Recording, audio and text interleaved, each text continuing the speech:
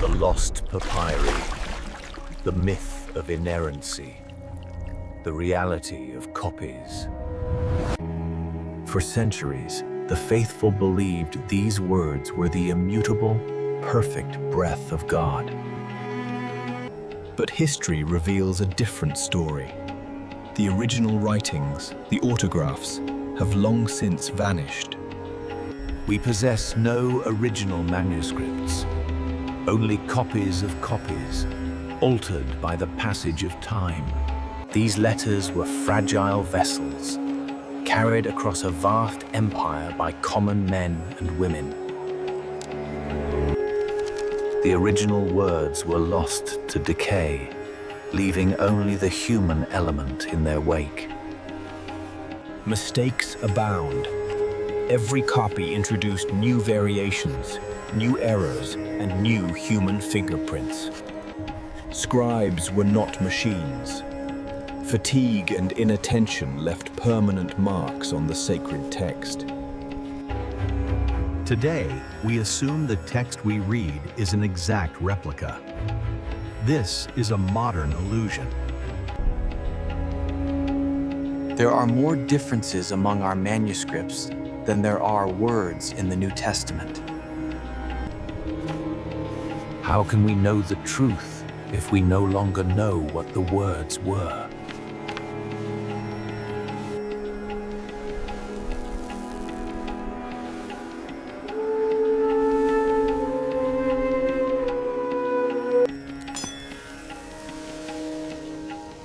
God may have inspired the words, but he did not preserve them. The task of the textual critic is that of a detective at an ancient scene. If the originals were perfect, how does that help us if they are gone? As the faith spread, so did the variations. Local traditions formed their own scriptures.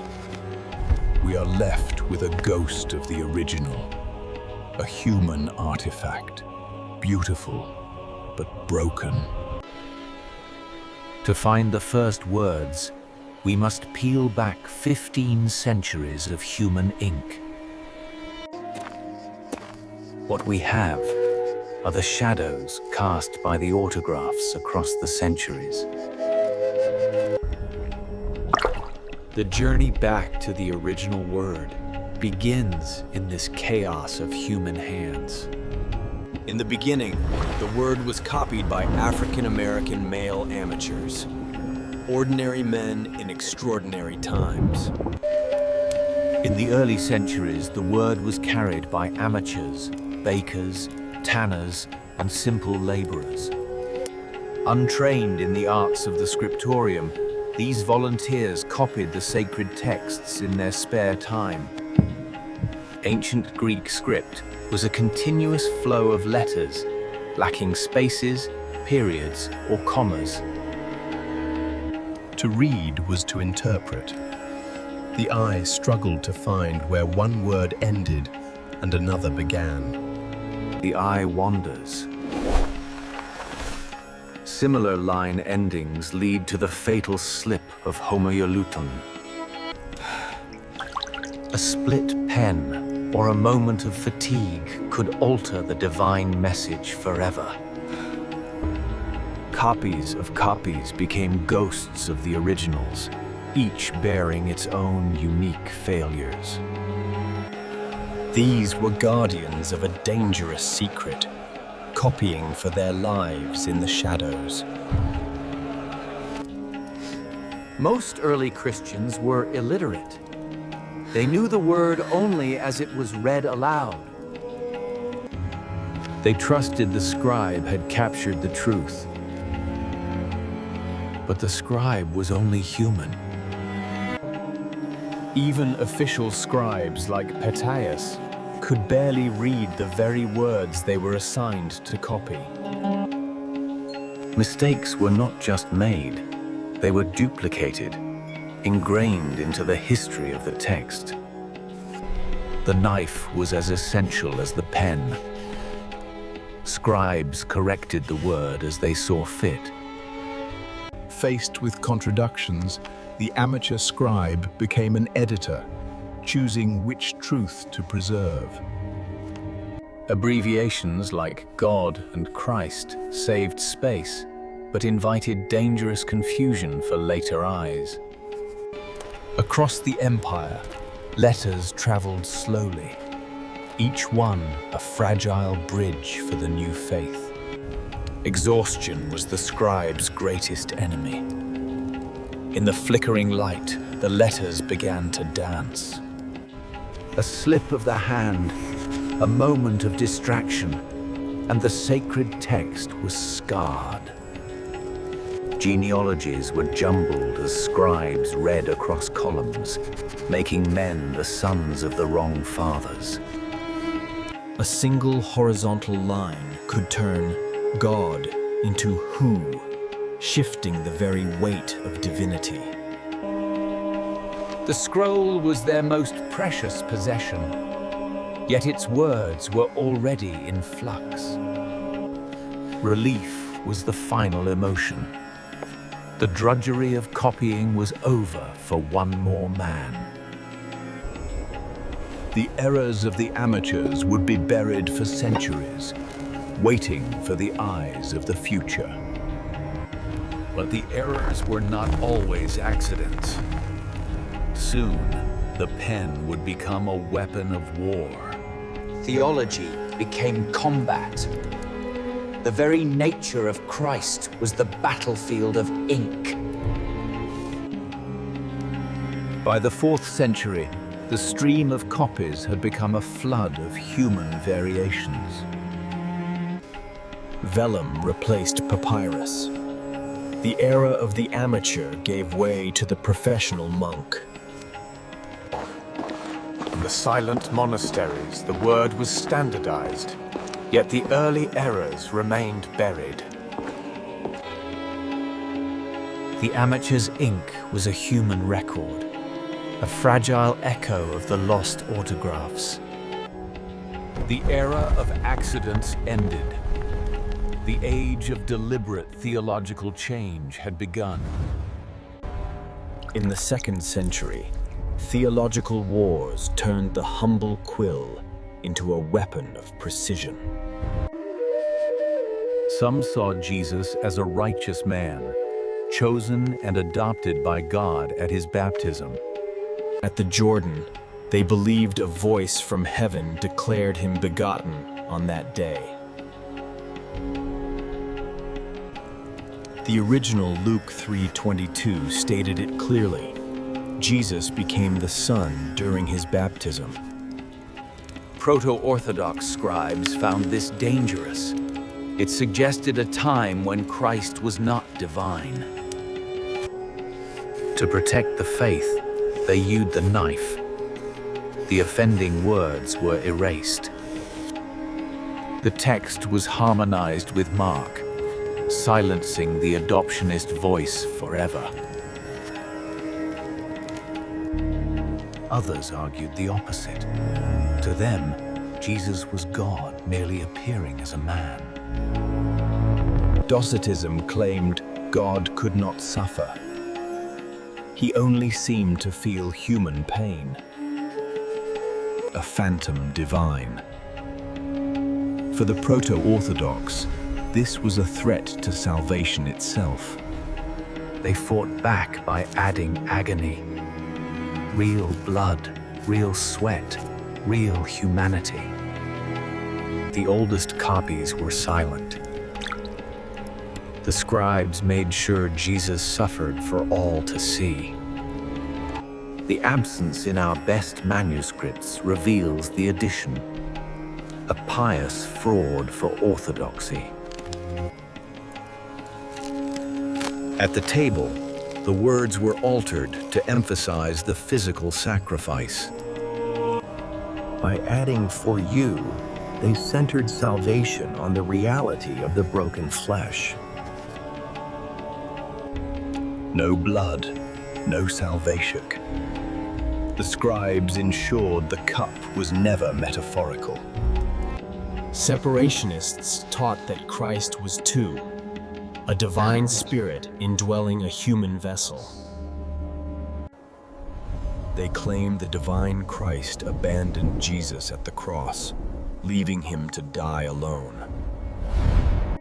My God, why have you forsaken me? The cry of a man left behind. To counter the Gnostics, some scribes changed the cry. Forsaken became mocked. By changing one word, they closed the gap between the divine and the human. The gatekeepers of truth fought with ink, carving their theology into the very pages. The mystery of godliness, he who was manifest in the flesh, a humble descriptor. A single stroke of the pen turned who into God. The divinity of Christ was secured. The altered ink became the foundation of creeds, cementing doctrine into the sacred record. The ink of the scribe became the foundation of creeds, cementing doctrine into the record. In the Latin West, a new witness appeared, the Johannine comma, an explicit proof of Trinity. But the oldest Greek manuscripts were silent. They knew nothing of these three heavenly witnesses. Erasmus searched for the Greek source. He found only an empty space where doctrine should be. To satisfy the church, a manuscript was made to order, a pious fraud in Greek ink. Across the centuries, Christ became more divine. The human man was slowly being erased. Scribes believed they were helping the Holy Spirit, correcting the errors of the past. Doctrine was now guarded by stone walls and iron pens. The variations were being silenced. A single stroke of the pen changed the way the world would see God. The text was not just about heaven. It was about power, gender, and the world of men. In the first century, women were leaders, patrons, and even apostles of the new movement. Junia was an apostle. But for later scribes, a female apostle was an impossible scandal. With a single stroke of ink, a woman was erased and a man was born. Priscilla often appeared before her husband in the oldest texts, suggesting a higher status. Scribes reordered names to restore a social order they felt was divinely mandated. The command for silence was likely a marginal note that crept into the sacred text. Its wandering location in the manuscripts betrays its origin as a human addition. Early equality was being replaced by an institutional hierarchy that silenced half the faith. But a darker conflict was emerging. A battle for the soul of the Jewish heritage. Christianity moved quickly from a Jewish sect to an anti-Jewish religion. The text was used to shift the blame of the crucifixion onto the Jews. In Mull manuscripts, Jesus' prayer for forgiveness for the Jews was simply deleted. Scribes believed God had not forgiven the Jews. Their city lay in ashes. Salvation was being redirected. The Jews were no longer his people. One letter changed the people into the place. Salvation was stripped of its Jewishness. Pagan critics like Celsus mocked the Christians, using their own scriptures against them. How could the Son of God be a mere construction worker? To pagans, it was absurd. To protect Jesus' dignity, scribes distanced him from his lower-class trade. If Jesus was divine, he could not be ignorant. Scribes erased his limitations. Jesus' failed predictions were a liability. Scribes edited the future to save the past. Early defenders of the faith fought with reason, but also with the eraser. The text was a living shield, modified to withstand the arrows of the cultured world. Social pressure shaped the word. Faith was reflected in the ink of compromise. The word was being standardized, and the human fingerprints were being baked in. Now, the hunt begins to find the words that the scribes tried to hide. When predictions failed, scribes edited the future to protect the honor of the past. The promise of salvation was redirected, moving away from the Jewish heritage. Ancient laws were rewritten to show that the old ways had been surpassed. As the empire embraced the faith, the text became a pillar of institutional power. Even the order of words was guarded, shielding the divine from the stain of guilt. Human fingerprints were baked into the sacred record, creating a text made by men. Variation was silenced. The era of the standardized Byzantine text had arrived. We have the copies, but the ghost of the original still haunts the shelves. Now, science and history join hands to hunt for the first words ever written. Establishing the text is detective work, uncovering puzzles hidden in ancient, fading ink.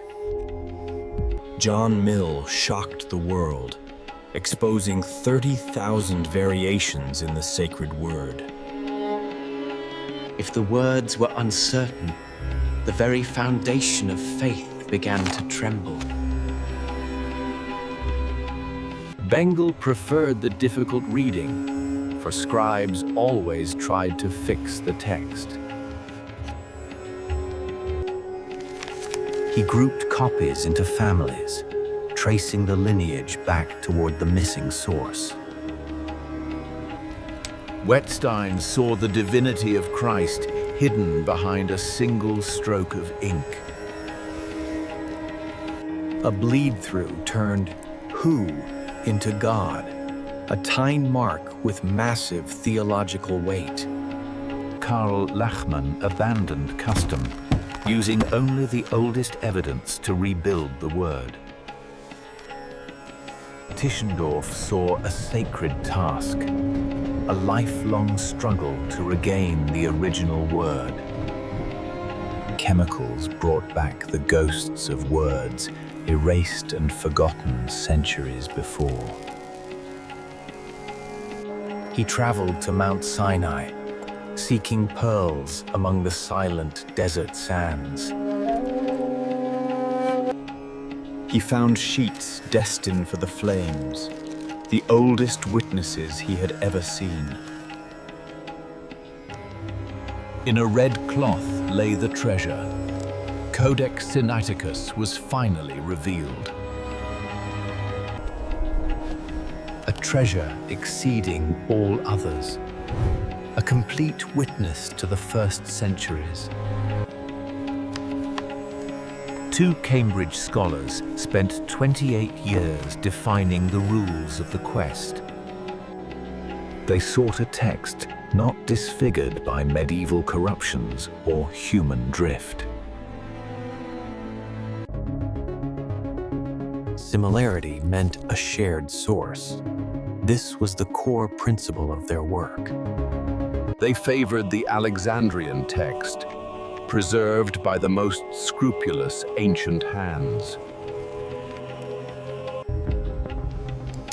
Today, rational eclecticism sifts through a mountain of evidence for the truth. Manuscripts are weighed, not counted. Quality and age outweigh sheer numbers. Widespread geographic support points away from local errors and toward the source. Intrinsic probability asks, what was the original author most likely to say? The reading that best explains the origin of the others is original. Fragments the size of a credit card take us back to the dawn.